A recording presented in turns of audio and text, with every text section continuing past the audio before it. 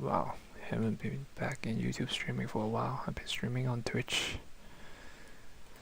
But today I found a good thing to maybe stream on YouTube a little bit. So I found this TD Ameritrade account that I had. And I found an education segment. Found a pretty good course that seems interesting. So I'm gonna do it on stream to add a little bit zest to the solely computer CS programming stuff. Here we go.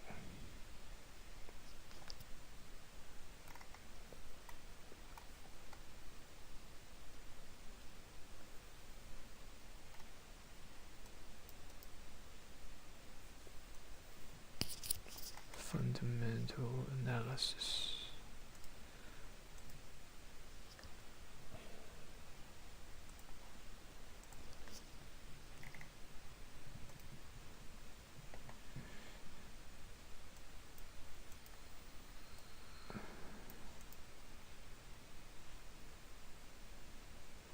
Value stock, like Warren Buffett's favorite.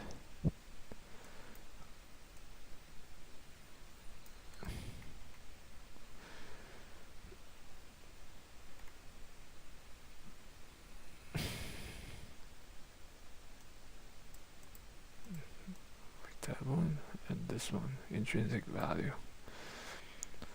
A lot of investors are mentioning intrinsic values that exist for cryptocurrencies.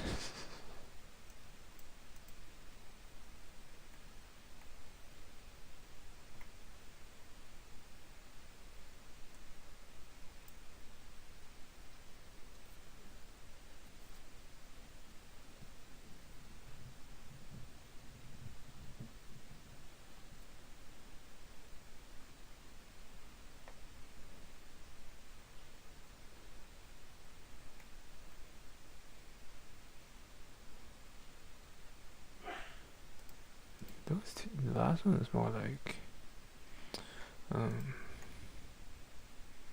like day trading kind of stuff.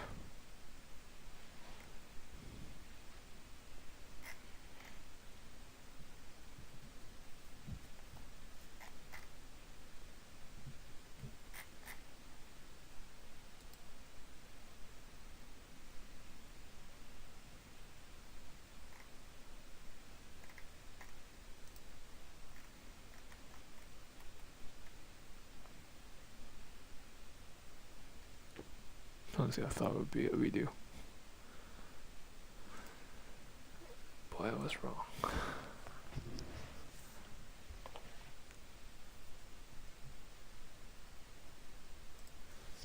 I'll turn on some lo-fi music.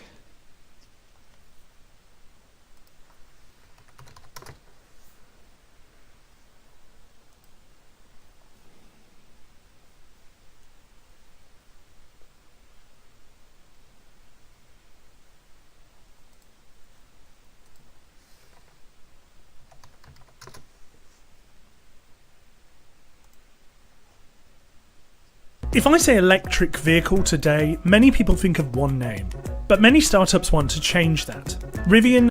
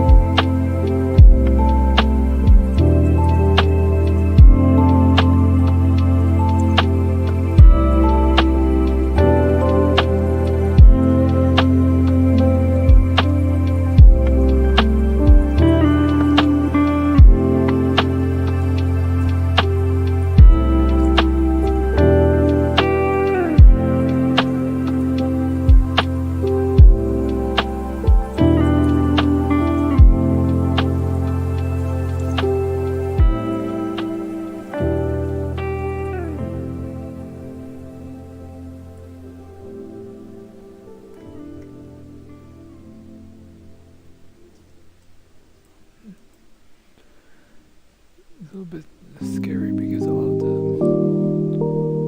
dividends are below 5%.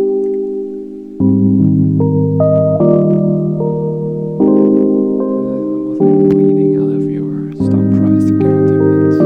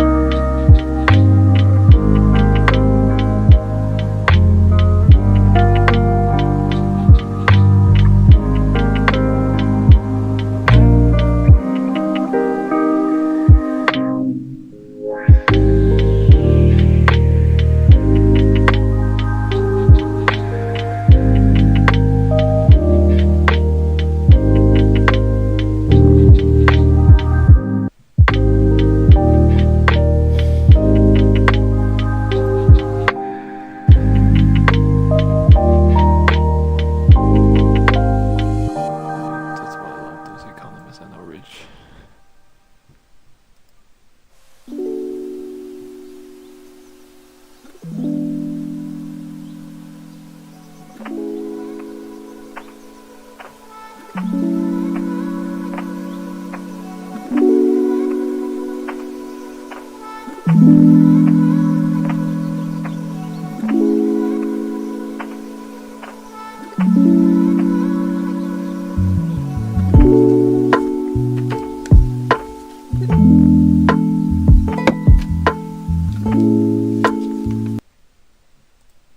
Fundamental analysis is an approach to identifying investments by examining data like financial statements and economic reports to help determine a business's value and health. Fundamental analysis plays a huge role in our financial markets. Portfolio managers, analysts, credit agencies, banks, and many other investors rely on this type of analysis to help them understand an asset's value. But it wasn't always that way. In the early 20th century, speculation was a widespread approach to stock investing. Many would invest in companies based on rumors or stock tips without considering the company's financial state. Then in 1934, two Columbia Business School professors named Benjamin Graham and David Dodd wrote a book called Security Analysis. The book made a clear distinction between investing and speculating, arguing that investors should think of buying stocks as owning a piece of the business itself. Therefore, investments should be based on thoughtful, thorough analysis of a business's value and managerial performance.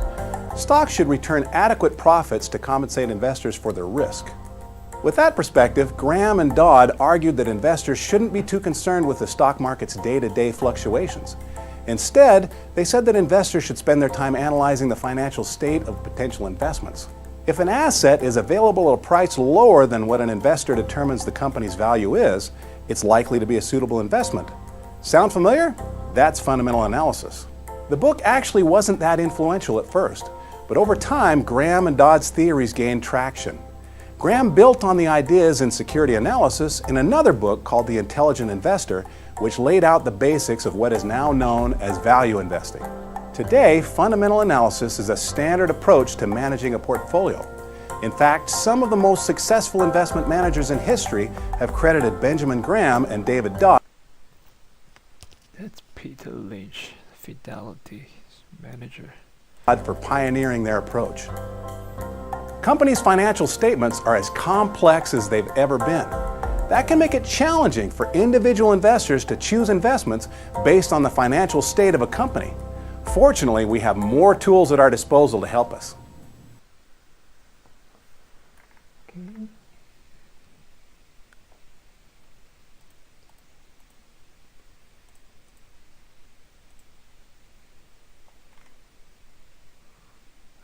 Really?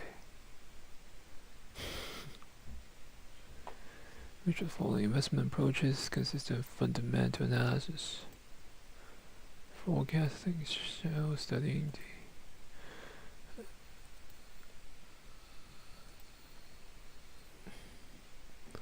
primary goal of fundamental analysis, a comfortable retirement, nice.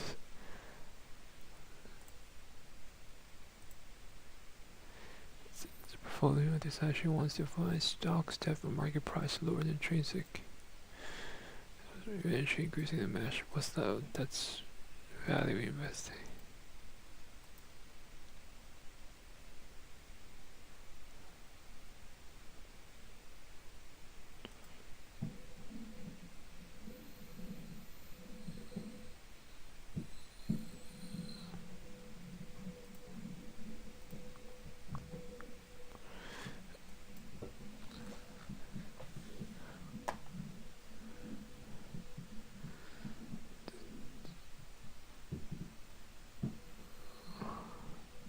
An opportunity to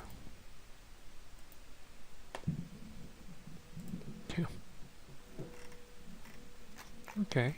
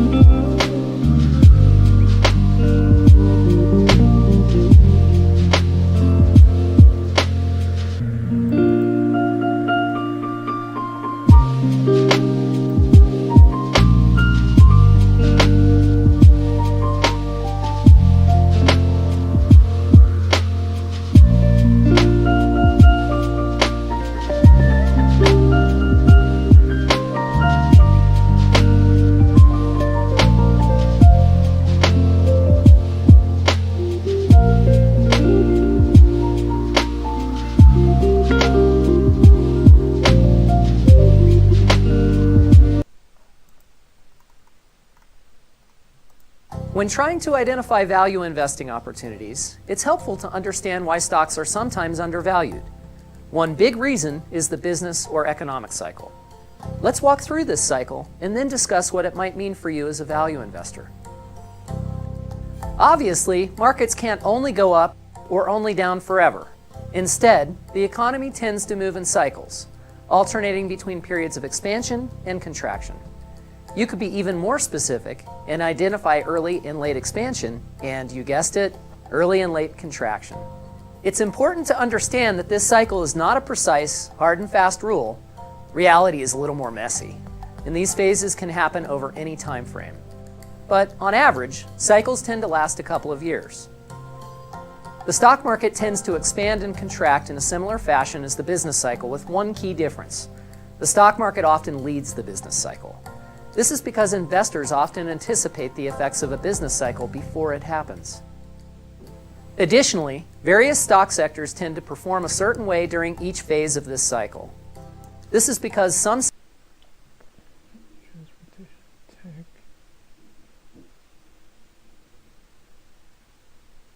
sectors tend to perform well when the economy is expanding, while others do well when the economy is contracting. The result is a pattern known as sector rotation. Sectors rotate in and out of favor as the cycle continues. You can see why understanding the business cycle can be important for value investors. Learning ways to identify what part of the cycle the market is in and what might come next can help you find potential investment opportunities that are currently undervalued but might rise as the business cycle continues. Note that using sector rotation to identify potential value investments is a top-down approach to value investing. The rest of this course and the investing plan use a bottom-up approach, finding potential investments using searches based on the financial criteria of individual stocks. But understanding sector rotation can provide important context for understanding why stocks are sometimes undervalued. Let's walk through an example of the logic of rotation. Suppose the economy is recovering from a recent contraction and is starting to expand again. Individuals and businesses are starting to buy more goods and services and improving their technology. This might have a positive effect on the transportation, information technology, and consumer discretionary sectors. As demand continues to rise, businesses invest more in their production capabilities to meet that expanding demand. That could have a positive impact on the industrials, materials, and energy sectors. Sooner or later, economic conditions show signs of peaking and turning lower, which might cause individuals to be fearful. As a result, they only spend money on necessities. Sectors like consumer staples, healthcare, and utilities typically may provide some safety during the beginning of a contraction. Finally, in the late stages, financials and telecom sectors tend to rise in anticipation of a new expansionary phase. As you can see, value stocks don't occur in a vacuum. Because of the business cycle, entire market stages, financial care, and utilities typically result, which might sooner or later, economic conditions show signs of peaking and turning lower, which might cause individuals to be fearful. Don't occur in a vacuum. Because of the business cycle, entire markets, sectors, and industries can be undervalued. Understanding these cycles can help you find additional value investing opportunities. What are those signs though?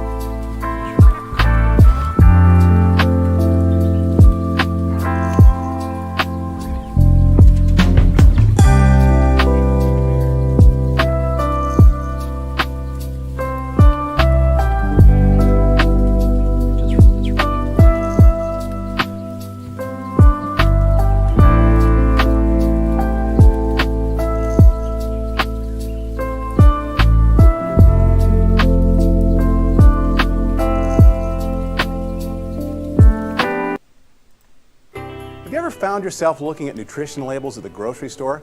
Maybe you were looking for something specific like sugar levels or certain vitamins and minerals. Well, financial statements are similar.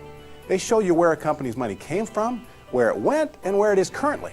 Virtually every fundamental analysis strategy involves analyzing data from financial statements, so being familiar with these statements is important. Every publicly traded company in the U.S. has to produce three main financial statements each quarter: income statement, balance sheet, and cash flow statement. Let's look at each in a little more detail. The income statement might look the most familiar to you. It's basically a line-by-line summary of how much a company earned over a period of time. It begins with a top-line report of the company's revenue from selling goods and services. Then as you move down the report, it subtracts all the costs associated with running the business. These costs include operating expenses like raw materials and wages, interest expense, which is how much the company pays in interest for borrowed money, and asset depreciation. After subtracting all the expenses, the income statement reports the bottom line earnings. This is how much the company actually earned or lost during a period. As a shareholder, earnings is one of the most important figures to know. Another financial statement is a balance sheet, a ledger-like statement of a company's assets, liabilities, and shareholders' equity. Assets are things the company owns that have value or have an economic benefit. Assets include tangible items like property, factories, equipment, and inventory. They also include intangible things like patents and trademarks. Cash and investments are assets too. If you look at the other side of the balance sheet, you'll see liabilities and equity. Liabilities are money a company owes to others, but it also includes rent for buildings, money owed to vendors, or taxes due. If you subtract liabilities from assets, you're left with shareholders' equity. Often called book value, it's the amount of money that would be left to shareholders if the company shut down and sold its assets and paid all its liabilities.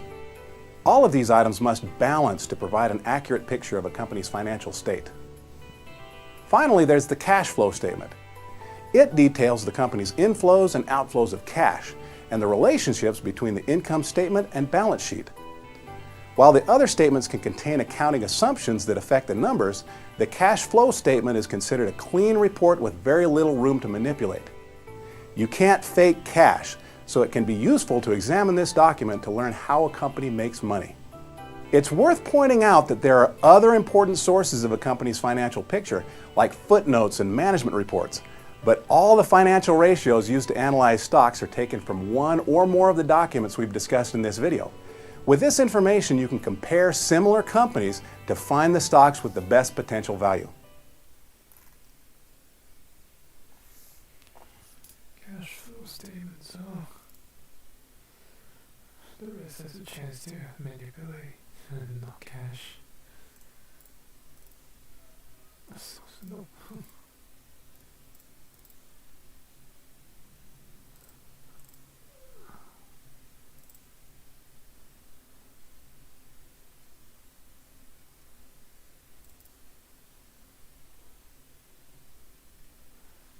Time analysis, damn serious.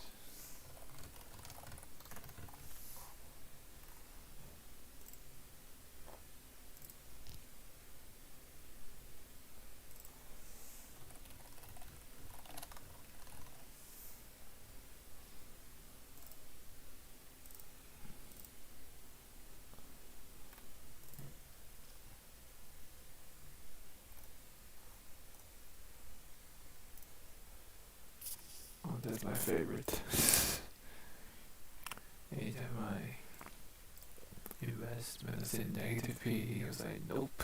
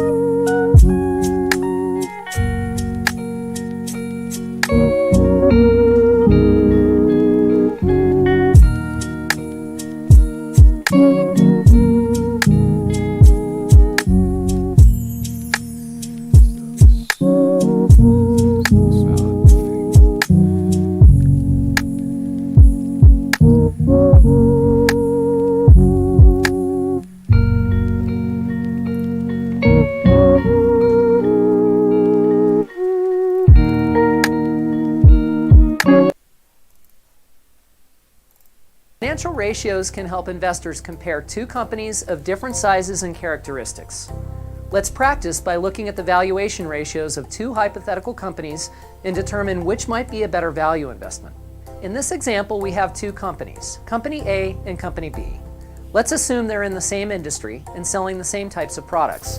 We'll compare the company's valuation ratios and other characteristics side by side, starting with the most common, price to earnings, or PE ratio. Company A has a PE of 10, which means investors are essentially paying $10 for every $1 of the company's annual earnings. Company B has a PE of 15, which is more expensive. All else equal, a value investor typically prefers a lower PE ratio, so Company A appears to be more attractive. Let's look at the next metric, the price to sales ratio. Both Company A and Company B have a price to sales of 2, which means an investor is paying a multiple of $2 for every dollar of revenue the company receives through sales. On the surface, they're equal, right? But there's something else we can glean here by comparing the price to sales ratios with the PE ratios. Company A's investors are paying the same multiple as Company B's for sales, but a lower multiple for earnings or profit. Somewhere along the way of collecting top-line revenue and generating bottom-line earnings, Company A is doing something differently than Company B. This is an indirect way of identifying that Company B might not be quite as efficient at capturing profits from its sales. To say it another way, every dollar of Company A's sales are currently more valuable because it's shown it can squeeze more profit from those dollars. So even though they appear to be the same, an investor might prefer Company A's price to sales to Company B's. Additionally, it might prompt an investor to do further research to understand why the profit margins are so different. Let's move on to the price-to-book ratio. Recall that the book value of a company is the shareholders' equity, or basically the assets minus the liabilities. Company A's share price is a multiple of 2.5 times, while Company B is 3 times. Value investors typically prefer a lower price-to-book ratio because it indicates they're paying less for equity in the business. So Company A appears to be a better value. Finally, let's look at book value growth, which can give an investor an idea of how quickly a company is building its assets. Notice how the book value growth rate for Company B is higher than Company A. One possible explanation is that Company B has been in a more growth-oriented phase as a business. It also provides an explanation for why its valuation multiples are less attractive, which is a common characteristic of a growth stock. Company A, however, has more features that could attract a value investor. As you can see, you can learn a lot about companies just by comparing a few of their financial ratios. This can be a valuable skill to learn as you begin searching for your own investment candidates.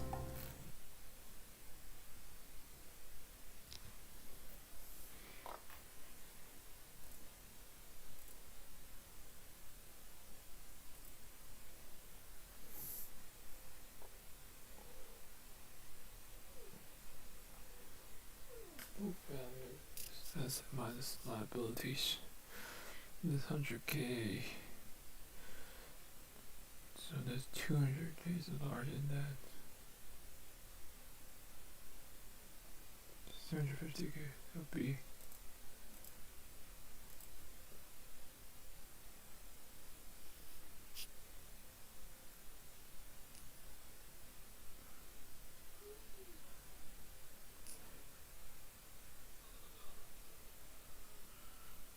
earning per share.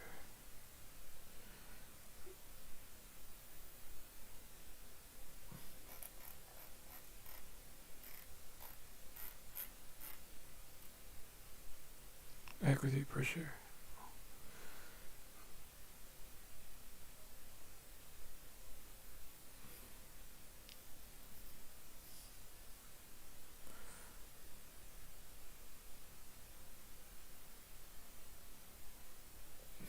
This is 2 plus the equity. So this is 2, this is 1.5, this is 3. B. PB ratio.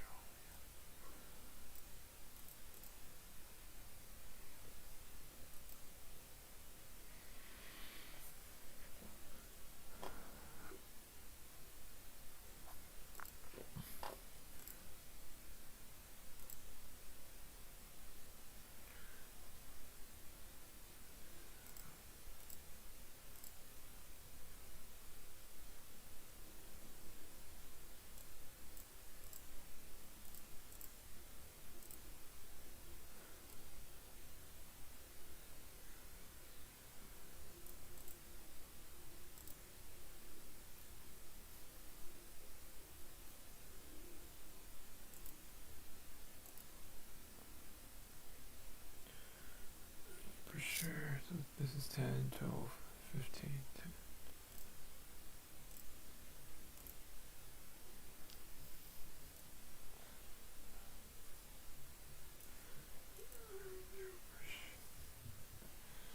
Is there any?